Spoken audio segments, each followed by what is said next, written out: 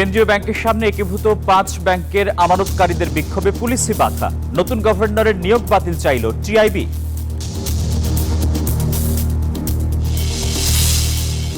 আমদানি নির্ভর জ্বালানি নীতির কারণেই ঝুঁকিতে বাংলাদেশ, বলছেন বিশেষজ্ঞরা। নবায়নযোগ্য জ্বালানির উপর নজর দেওয়ার পরামর্শ।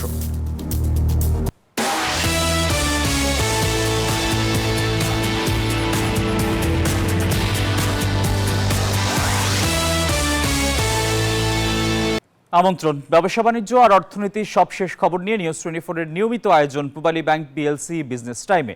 পুরো আয়োজনে আপনাদের সঙ্গে আছি আমি আসিফ টিপু।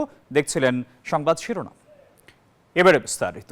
সঞ্চয়ের টাকা উত্তোলন ও হেয়ার কাট বাতিলের দাবি জানিয়েছে সম্মিলিত ইসলামী ব্যাংকের আমানতকারীরা। সকালে বাংলাদেশ ব্যাংকের সামনে মানববন্ধন ও অবস্থান কর্মসূচি থেকে এই দাবি জানান তারা। ভুক্তভোগীদের অভিযোগ, ব্যাংক লুটপাটকারীদের শাস্তির আওতায় না এনে দায় চাপানো হচ্ছে আমানতকারীদের উপর। দাবি না মানলে 12 মার্চ থেকে কেন্দ্রীয় ব্যাংক ঘেরাও করার হুঁশিয়ারিও দেন আন্দোলনকারীরা। এদিকে আমানতকারীদের ধৈর্য ধরার আহ্বান জানিয়ে বাংলাদেশ ব্যাংকের মুখপাত্র বলেছেন, সবাইকে টাকা ফেরত দেওয়া হবে। আওয়ামী লীগ সরকারের সময় চরম তারল্য সংকট ও সুশাসনের অভাবে রুগ্ন হয়ে পড়ে ফার্স্ট সিকিউরিটি ইসলামী ব্যাংক, গ্লোবাল ইসলামী, ইউনিয়ন, এক্সিম ও সোশ্যাল ইসলামী সহ শরিয়া ভিত্তিক এই 5 ইসলামী ব্যাংক। তথ্য বলছে, বর্তমানে এই 5 ব্যাংকে 75 লাখ গ্রাহকের আমানত রয়েছে প্রায় 1,42,000 কোটি টাকা। বিপরীতে ঋণ রয়েছে 1,93,000 কোটি টাকা, যার বড় অংশই এখন খেলাপি। এসব কারণে 2024 আগস্টের পর থেকে আমানতকারীদের চাহিদা অনুযায়ী টাকা ফেরত দিতে পারছে না ব্যাংকগুলো। সংকট সমাধানে নগদ 20,000 কোটি টাকা মূলধন দিয়ে করা হয় মার্জার, কিন্তু তাতেও গতি আসেনি খুব একটা। এমন বাস্তবতায় কষ্টে জমানো টাকা ফেরত দাবিতে বৃহস্পতিবার বাংলাদেশ ব্যাংকের সামনে জড়ো হয়ে মানববন্ধন ও অবস্থান কর্মসূচি পালন করেন আমানতকারীরা। আমরা চাই আমাদের হেয়ার কাট মানি না, হেয়ার কাট অবিলম্বে বাতিল করতে হবে।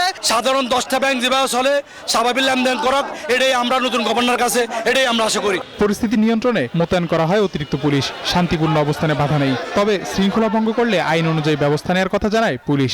যদি কেউ শান্তিশৃঙ্খলা বিঘ্ন ঘটায়, জননিরাপত্তার যদি বিঘ্ন ঘটায়, তাহলে আমাদের আইন তবে আমানতকারীদের আন্দোলন যৌক্তিক জানিয়ে বাংলাদেশ ব্যাংক মুখপাত্র জানান, হেয়ার কাটের বিষয়টি পর্যালোচনা করা হবে। সরকার আপনাদের প্রতি কমিটেড, আপনাদের সকল আমানত যথাসময়ে মুনাফা সহই আপনাদের কাছে ফেরত দেওয়া হবে।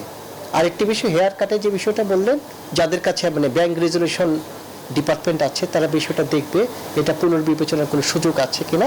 এ সময় টাকা ফেরত পেতে আমানতকারীদের ধৈর্য ধরারও আহ্বান জানান বাংলাদেশ ব্যাংকের মুখপাত্র। স্বাভাবিকভাবেই এতে ক্ষোভ প্রকাশ করা যৌক্তিক। আবি আব্দুল্লাহ, নিউজ 24, ঢাকা। নিরপেক্ষতা নিশ্চিত করতে কেন্দ্রীয় ব্যাংকের নবনিযুক্ত গভর্নরের নিয়োগ বাতিল চেয়েছে ট্রান্সপারেন্সি ইন্টারন্যাশনাল বাংলাদেশ টিআইবি। সংস্থাটি বলছে, নতুন সরকার প্রধানের অঙ্গীকার ও পদক্ষেপ আশার সঞ্চার করলেও কিছু কিছু মন্ত্রীদের বক্তব্য হতাশাও তৈরি করেছে। দুর্নীতি, চাঁদাবাজি বন্ধে নানা সংস্কার প্রস্তাবও তুলে ধরে সংস্থাটি। নিয়োগের সপ্তাহ পেরোলেও বিতর্ক যেন পিছু ছাড়ছে না পোশাক খাতের ব্যবসায়ী থেকে কেন্দ্রীয় ব্যাংকের গভর্নর হওয়া মোহাম্মদ মোস্তাকুর রহমানের। নবনিযুক্ত গভর্নরের নিয়োগ বাতিল চেয়েছে এবার ট্রান্সপারেন্সি ইন্টারন্যাশনাল বাংলাদেশ টিআইবি। রাজধানীর ধানমন্ডিতে টিআইবির কার্যালয়ে বৃহস্পতিবার সংবাদ সম্মেলনে সরকারের সুশাসন ও দুর্নীতি বিরোধী প্রতিশ্রুতি বাস্তবায়নের সুপারিশ তুলে ধরা হয় অনুষ্ঠানে।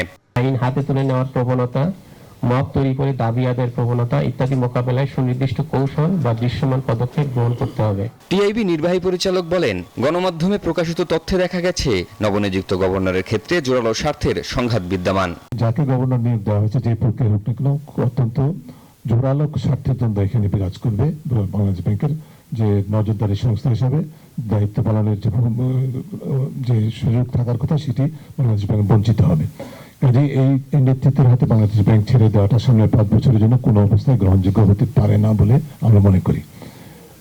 এবং এর পেছনে যদি কোনো ষড়যন্ত্র থাকে, যে কোনো বিশেষ মহলকে সুযোগ করে দেওয়া, সেটি কিন্তু আরো বেশি গুরুতর প্রশ্ন, এবং সেক্ষেত্রে সরকারের উচিত হবে সম্পূর্ণ নিরপেক্ষভাবে বিষয়গুলো তদন্ত করে পদক্ষেপ গ্রহণ করা।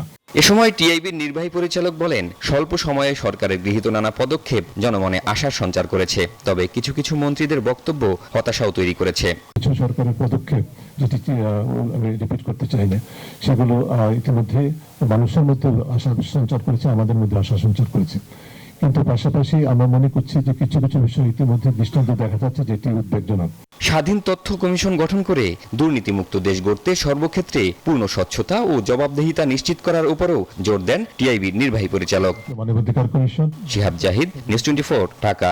এখন থেকে খাদ্য মন্ত্রণালয় সহ সব মন্ত্রণালয়ের নিজস্ব কাজে পাটের ব্যাগ ব্যবহারের সিদ্ধান্ত সরকারের, জানিয়েছেন বস্ত্র ও পাট প্রতিমন্ত্রী শরীফুল আলম। জাতীয় পাট দিবস উপলক্ষে সচিবালয়ে সংবাদ সম্মেলনে একথা জানান তিনি। বলেন, দেশে 25টি পাটকলের মধ্যে 9টি চালু আছে, বাকি 16টি পাটকল শিগগিরই চালু করা হবে। এসব কারখানা চালু হলে কর্মসংস্থান বাড়বে বলেও জানান মন্ত্রী। জানান, পাট পণ্যকে সর্বজনীন করার উদ্যোগের অংশ হিসেবে কাঁচা পাট রপ্তানি কমিয়ে পাটের তৈরি পণ্য রপ্তানি বাড়ানোর সিদ্ধান্ত নিয়েছে সরকার। এদিকে আগামী 6 মার্চ রাজধানীর ওসমানী স্মৃতি মিলনায়তনে জাতীয় পাট দিবসের উদ্বোধন করবেন রাষ্ট্রপতি মোহাম্মদ শাহাবুদ্দিন।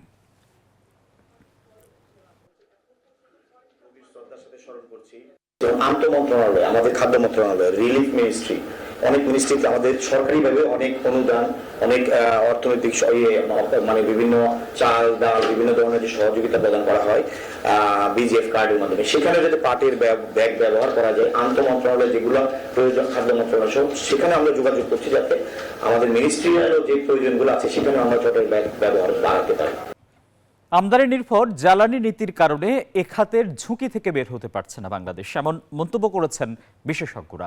বৃহস্পতিবার রাজধানীতে এক সেমিনারে তারা বলেন, বিদেশি কোম্পানি ও ঋণ নির্ভর হওয়ায় মধ্যপ্রাচ্যের যুদ্ধে দেশে জ্বালানি ঝুঁকি তৈরি হতে পারে। এ সময় বিগত সরকারের আমলে করা জনস্বার্থ বিরোধী চুক্তিগুলো প্রকাশ করার দাবি জানান বিশ্লেষকরা। নবায়নযোগ্য জ্বালানির উপর নজর দেওয়ার পরামর্শও দেন বক্তারা। ইরানের সঙ্গে ইসরায়েল ও যুক্তরাষ্ট্র সংঘাতের প্রেক্ষিতে অস্থিরতা ছড়িয়ে পড়েছে মধ্যপ্রাচ্যের দেশগুলোতে। ইরান হরমুজ প্রণালী বন্ধ করে দেয়ায় দুই পাশে আটকা পড়েছে শত শত তেলবাহী জাহাজ, যার প্রভাব পড়েছে আন্তর্জাতিক জ্বালানি বাজারে। ইতিমধ্যে বিশ্ববাজারে অপরিশোধিত জ্বালানি তেলের দাম 10% বেড়ে দাঁড়িয়েছে $80 আশেপাশে।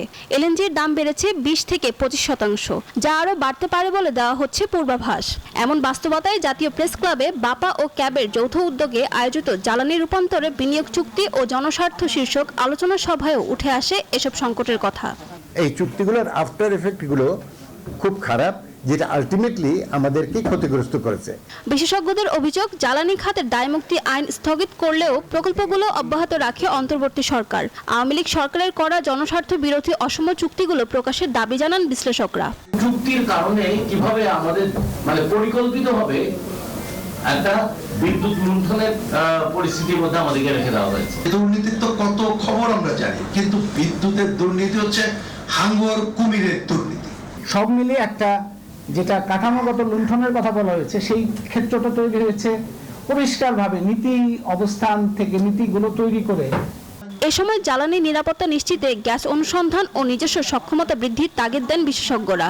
শুধু মিটিংয়ে দেখেছি জ্বালানি উপদেষ্টা দুর্নীতির কথা বলেছে, বিদ্যুৎ খাত দুর্নীতিতে দুর্নীতিবাজরা ছেয়ে ফেলেছে, কিন্তু দুর্নীতি মুক্ত করার জন্য তিনি কিছু করেননি, বরঞ্চ যা করে গেছেন তা দুর্নীতিকে প্রতিষ্ঠিত করে গেছেন।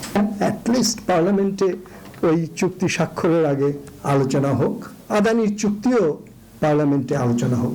এছাড়া নবায়নযোগ্য জ্বালানিতে জাতীয় সক্ষমতা বৃদ্ধির উপর গুরুত্ব আরোপ করেন জ্বালানি বিশেষজ্ঞরা। ফারজানা রিয়া, নিউজ 24, ঢাকা।